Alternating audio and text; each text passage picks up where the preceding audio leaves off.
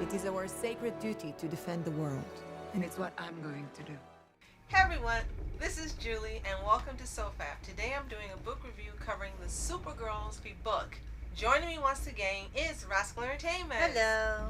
Now this book shows how impactful and important female superheroes have been in comics from DC, Marvel, Image, and so many more, including heroes you've never even heard of. And before you start, be sure to like, subscribe, and click the notification bell to get updates on SOFHAB reviews, Netflix, and mashups, and spoofs, and books reviews, and so much more. Absolutely. I'm really excited about this. We have been putting this off for a long time. Originally we were going to do it for pause, but because of some of the costumes and outfits, and because for some they are triggering and may be offensive to some, we thought it would be good just to put it on SOFHAB. Right. I cover a lot of things on this channel that we wouldn't put on pause. Right. I personally think this is a wonderful topic. I can appreciate every single one of these heroines and their inception and how they made the world of superheroes better for us all the way from the 40s to now. Right. But I can appreciate and respect other people's views. So, Right. if that is how it is for you in terms of seeing women in skimpy costumes and dresses and things as they were in the 40s, then I just want to give you fair warning that some of those pictures are going to come up in this video. Right. But I was so excited when I got to tell you about this book. Right. And funny enough, you actually found this at the library. Yes. And underneath with all the graphic novel section, they were surprised to see something like that there. And it turned out to be one of the best things we had ever rented out from the library. It was really informative. There were so many heroes that, of course, we knew from DC and Marvel, and some that were so, obscure, far back, and some were so far back that they're probably public domain by now. They are. You're absolutely right. And we have a couple of those pictures to show in here as well. Right. So this book that we got to read is the new edition from 2016. On the cover, as you can see, there's a quote from Stan Lee that says, "Supergirls is a long overdue tribute to the fabulous fighting females whose beauty and bravery brighten the pages of your favorite comics." I think this is absolutely a perfect quote to describe this book. The cover itself says, "Fashion, Feminism, Fantasy, and the History of Comic Book Heroines." Right. Written by Mike Madrid. And we never dreamt in a billion years that it was this fantastic and varied. Right. Such a history to it. Right. So the author himself is male, and it's not a male pen name. He's really a male. Right. And in the introduction to the new edition, he states that back when he worked on the original edition of Supergirls, he wanted to tell people it was a history for female superheroes, and the usual response was, "Oh, it's about Wonder Woman." And when I explained that Wonder Woman was only one of many superheroines, I would hear like, "Who? There are no other women in comic books besides Wonder Woman." But I knew better, and I was on a mission to make those other women known to more people. And he did so with this book. It is, let me tell you how many pages. It is 323 pages of absolute joy and fun. Yes. And we never heard about this book until the day you found it at the library. There was never any recommendations about it. It never brought up in other documentaries. All the superhero stuff we've seen, we had never heard of this book. And one theory that Mom and I both have is I think it's because it was a book about female superheroes written by a man. And that's usually not really heard of. I mean, it's been done, but majority of the time, women want to see other women write about female characters. They're really not into when a man does it. But this isn't one of those cases where you shouldn't just judge it by the author or by the cover, because he treats it just as respectfully as if it were a male hero. Absolutely. And there's just so much information. You can tell this was a labor of love. You can tell that when he says, the first comic book that I remember owning is Superman 195 from 1967. He says the story was entitled The Fury of the Kryptonian Killer. Captivating imagery filled its cover. Mighty Superman was on his knees, succumbing to the effects of deadly green kryptonite. In the background was a tiny city and a glass bottle and a flying dog wearing a cape. But the element that grabbed my attention was the pretty blonde girl wearing a costume that matched Superman's. I learned she was called Supergirl, and I was about 6 at the time. And although I didn't really understand what was going on, I had a vague idea who Superman was. And he was fascinated, however, by Supergirl because she could fly, she was incredibly strong, and he could tell from the way she was drawn that she was brave and noble. And I thought that was great. And that 6-year-old concept has melded over into this beautiful book that's being written. Right. And I wish that there were more people that read this and it got much more love than it receives. Now, when it was redone in 2016, we were into comics. I have been into comics since I was a kid. And Rascal had been into comics since she was a kid. So this is spanning some decades when you add it up. And even in 2016, we both were in comics. Right. And not one time did we see or hear about this book Right. when it was released. Right. And we have read a couple books and watched some documentaries about history of comics, the creators behind different characters, the beginnings of companies and things, and some vary in quality, but we've seen stuff for DC, Marvel, Image, Vertigo, a lot of people and their backgrounds and things. And when it came to female superheroes, usually that was treated differently, whether it was created by a man or woman.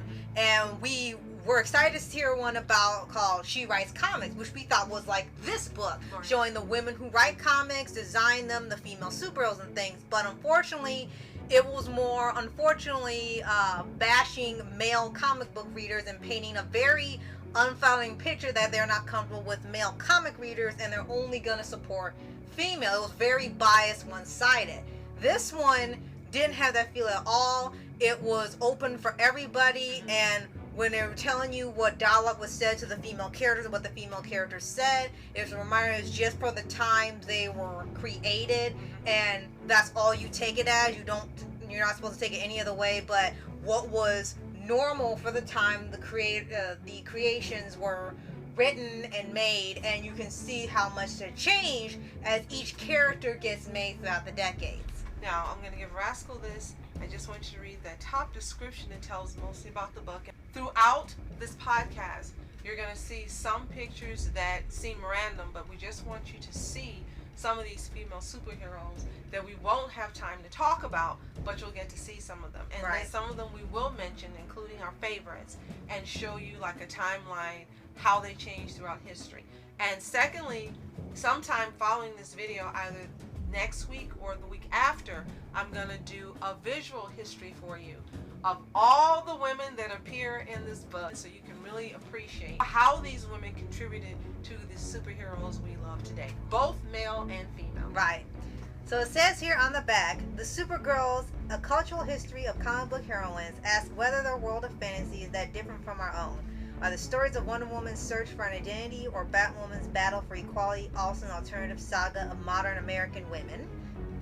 And is the comic book superheroines been steel, travel across time and space, and wield the mighty forces of nature? These powerful females do everything that male heroes do, but they have to work their wonders in skirts and high heels.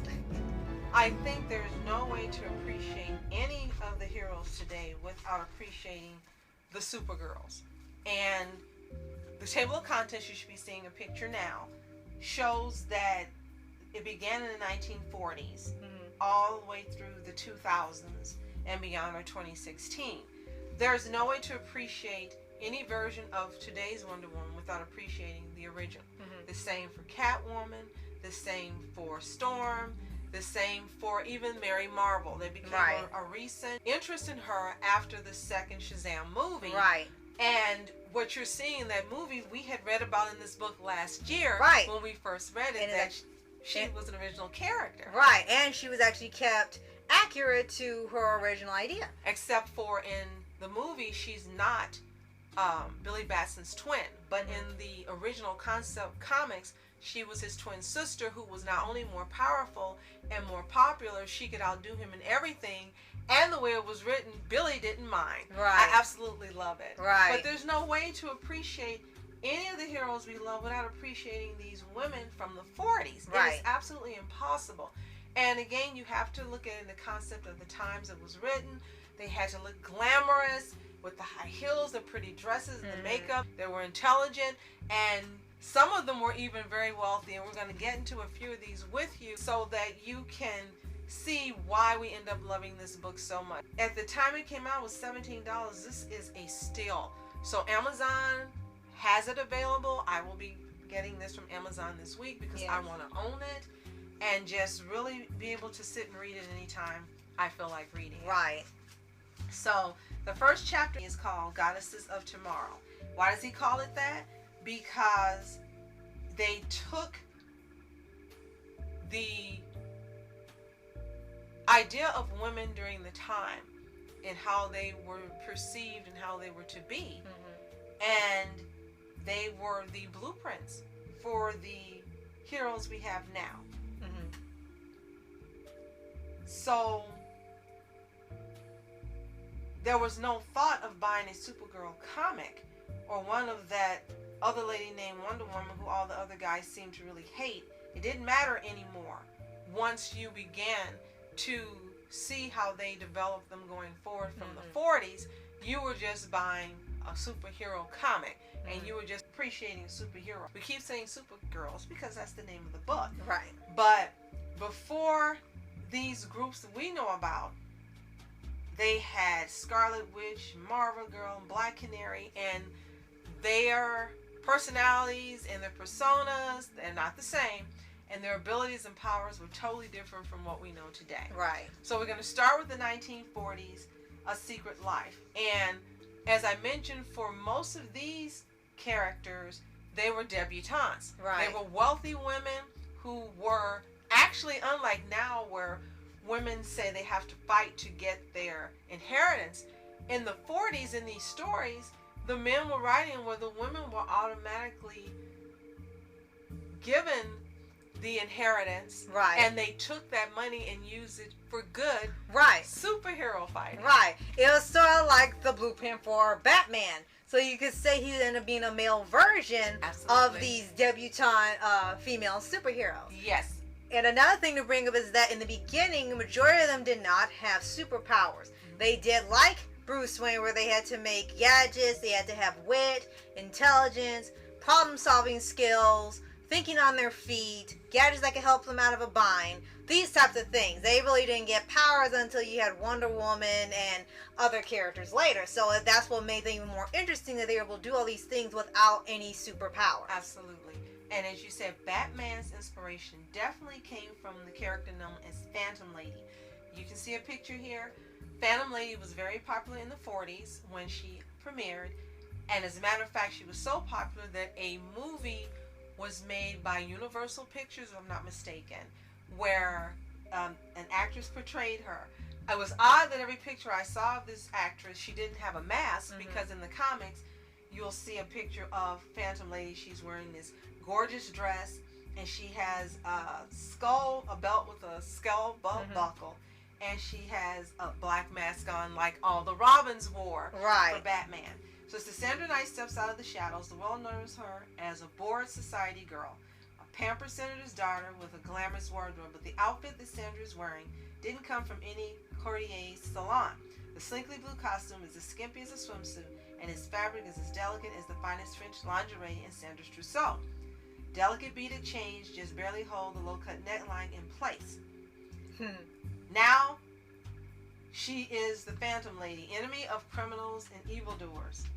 And of Evil, course, beware. Yes, of course, you see the picture and you think, yeah, she's pretty, but that's not what all that he wanted you to think about when you see her. That's actually one of her weapons. Think about it. She's got the beauty, and the men probably underestimated her when they saw her. And the crooks are probably like, oh, this is a joke, we'll take her down. And that didn't happen. She was leading a double life like Bruce Wayne. She did crime fighting at night. She took down gangsters, which were the big things at that time, and racketeers. Right. And in the daytime, she was this prissy debutante with a fiance who didn't understand why he couldn't know where she was at night. It's a normal girl, the normal life. So with this one character, The book states it's 1947. American women had been granted the right to vote less than 30 years earlier. In 20 years, they would be talking about liberating themselves. But for now, women would have to be content to put on scanty costumes and assume a disguise in order to act like themselves. Right. So it's really interesting when you read that. Right. And what's great about a lot of these stories you read from the times of when they were written is that there is no bias to it. It's just for the time they were out and they're taking place and they're staying accurate and they're creating stories where, you know, they don't have the technology and the internet and the way of people's thinking is different now. And writing something taking place in this time period where the whole world was so different, and writing characters that had to make changes and things in that environment is always interesting, because usually when people do it now, it's like the character acts like they're in 2023 or current year, but they'll be in 1805, the 1700s, the ages of the pirates, and they'll still be acting the same way as they do now with the current hot topics, the bias stuff, controversies and all that, and they would say, oh, it's been around for centuries, you can't escape it, and it takes you out of the story and the adventure, because they're bringing in modern day things into stuff that centuries before it became a thing and saying, oh, it's always like this, you're not going to escape. But with stories like this, you actually get something different. And I think this inspired a lot of people because, like you said, with Batman, and part of me thinks of Miraculous because of how she only goes out at night, which was the original concept. I think there's a lot of inspiration from a lot of these women that just doesn't go, you know, credited. Absolutely. And although the prevailing image of the female comic book crime fighter was that of a sexy nymph in a revealing costume at that time, it wasn't always the case. You had the woman in red, who was thought to be the first female crime fighter comics, when actually it was Phantom Lady. Right. She wore a sweeping scarlet cloak with matching mask and skull cape. Sounds a little familiar. Scarlet Witch. Yeah. Also, you had on screen, you can see she's called Phantoma, and she was described as the most remarkable woman ever known. She was a beautiful blonde protectress of the jungle. When evil struck, she transformed into a terrifying skull-faced goddess who judged the guilty with lethal force. Okay. Sounds like Ghost Rider. Yep. So yeah, a lot of these female characters were inspirations for a lot of the ones that we love now. And during that time, of course, you also had another one called Red Tornado. Yes. Whom we're familiar with now as a male living android. But in the beginning, Red Tornado was a woman. And that's why they brought up a female one when they did Young Justice, and he had quote-unquote siblings, and one of them was female. It was actually a nod to far back in this. She was actually known as Ma Hunkle. She was a burly, working-class mother who dressed in long johns and a cape and disguised herself by wearing a cooking pot over her head. Passing herself off as a man, Ma Hunkle stamps out crime in her New York neighborhood, becoming one of the first female superheroes and certainly the first drag king heroine. Wow. And I think that is amazing when you think about a character we're familiar with now in its current form was inspired by this female heroine from the 40s. Right. You also had a few more. Wonder Woman, who came about at that time, as Diana Prince, who we'll talk about a little more later because she's a favorite. Batman's millionaire playboy image was inspired by these debutante superhero women.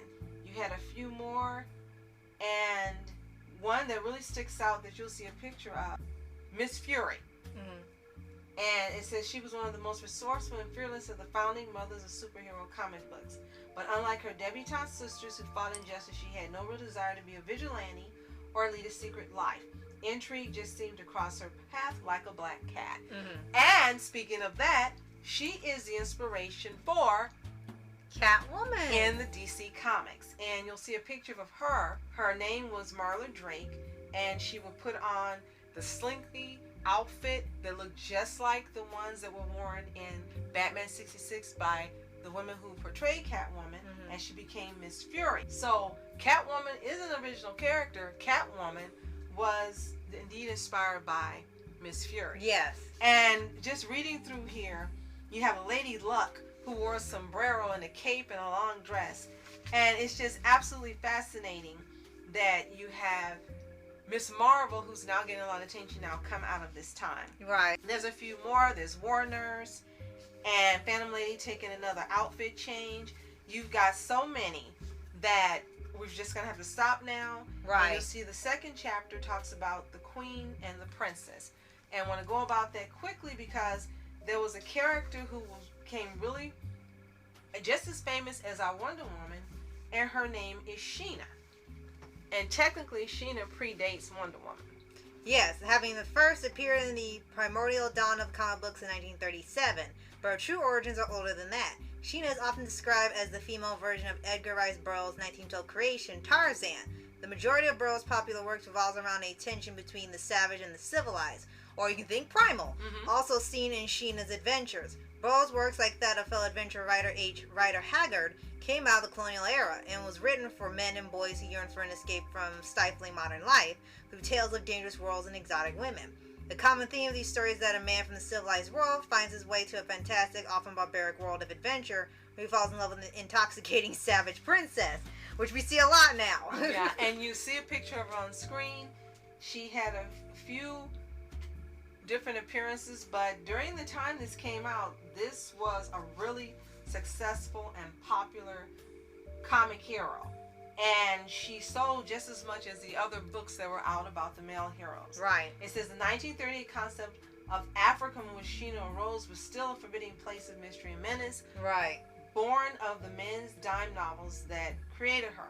Her origin story is simple. She was a widowed explorer named Cardwell Rivington and his young daughter who come to Africa in search of lost treasure. Rivington is befriended by a witch named Koba, and the two men teach each other their native languages. Koba unwillingly causes his friend Rivington to perish, and filled with remorse, he raises his late friend's young daughter and makes the girl the queen of the natives. Okay. And yes, we know that this hits hard for there being people that are not of color doing roles that should have been of color. Again, you have to remember the time period. Right. Appreciate it for what it was, because later on it made way for lots of women of color to be added to comics and become the superheroes we know today. Right. And yes, during the time this came out, she had on a sexy dress, she was blonde, she was beautiful, but again, this was the times.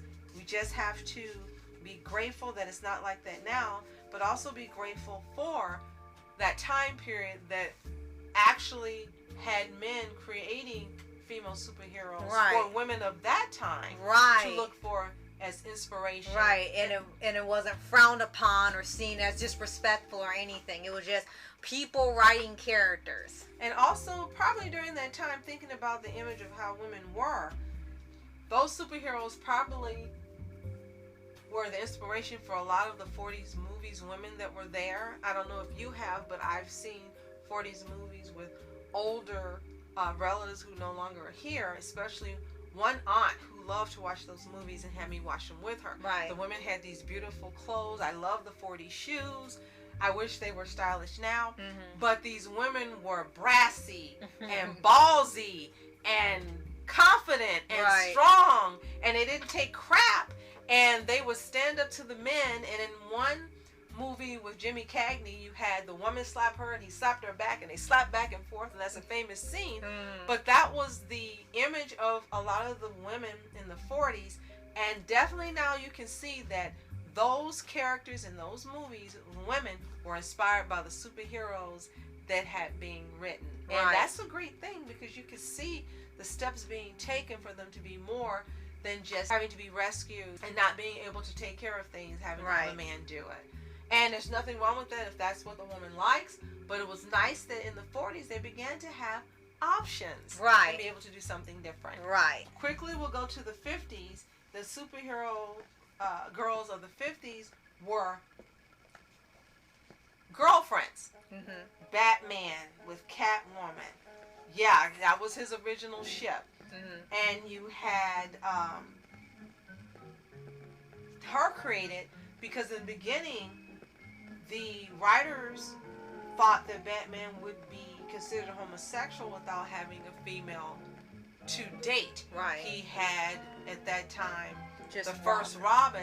Dick Grayson. And that was the image that was being circulated. So Right. they created Catwoman, again based on Miss Fury, Right. to be a ship for him. Right. And so our favorite ship, of course, is Wonder Bat, but Right. she was his original ship.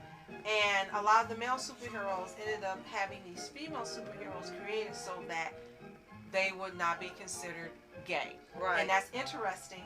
But nevertheless, it's another step up. The women began to have more and more presence in comics, and they began to do more and be more and have more strong identities rather than just being housewives or debutantes that took money and put it to a good use. Another one we'll mention from that time and move on is Lois Lane. Of course, she's one of the most famous. Right. She was created for Superman. Right.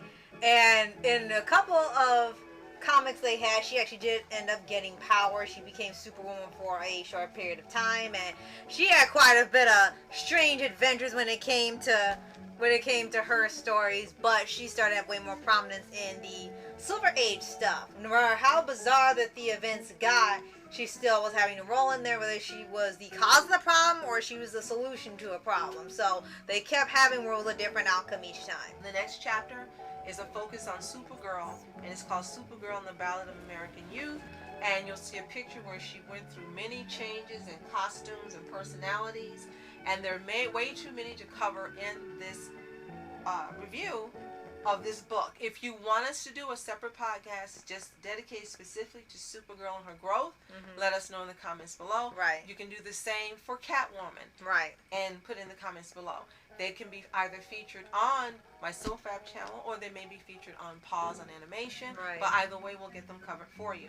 The next chapter goes into the 60s in the modern world, where every female superhero or Supergirl had a change in personality and clothing, and began to be billed as stronger characters, more characters coming out, including Batgirl, who's Right. the most famous one we'll mention. Right. In the Batman 66, she was portrayed by Yvonne. DiCarlo, right? Thank you. No, not Yvonne DiCarlo. I DiCarlo keep was thinking Lily. Right, it's something else. I'm sorry. That's the first one you think of when you're Yvonne. Remind us in the comments below. Sorry we pulled a blank, but Right. she became what the image of the Supergirl was in the 60s. Right. She was intelligent, bright, she was capable, and yes, she put on her tight costume and she looked good, but she could fight. She was, and later on became competent with technology, where she was just a genius Right. in computer science, and she's had quite a few changes over the years, but the original from the 60s is the one that really just set the scene for Batgirl, Right. having a place in others that came after her. And then I'll jump a little quickly. There are chapters on Girls Together Outrageously that really deserves its own coverage. All the world is waiting for you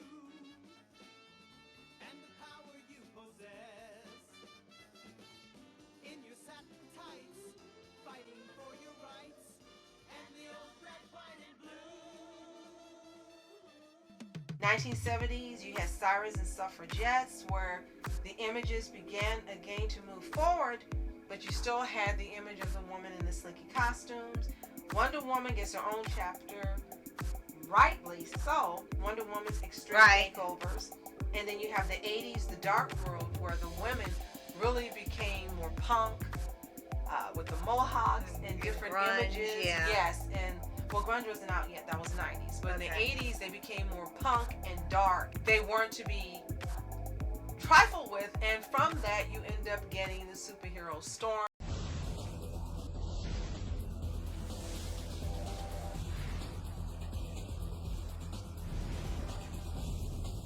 Who was one Right. of my favorites. You can see some pictures now of her on the screen. If you want a segment on Storm herself, which we'll probably end up doing anyway because she's one of my favorites, Right. let us know in the comments below. The last chapters are sex and the single superheroine, where there's sexual liberation in the outfits and the characters themselves. Some new, some the same, they got changes. 1990s became the babe years. Yes, they went back to having sexy female superheroes. And then heroine chic, where the costumes became just different and totally fitting the characters as they were versus how they were when they originally conceived in the 40s, 50s, 60s, and 70s. And last but not least, the last chapter is 2000 and beyond, and that sums up to 2016 what the character Supergirls have become and where they hope they'll go to. And talking about the uprightness of superheroes morally. Right. So you had some changes.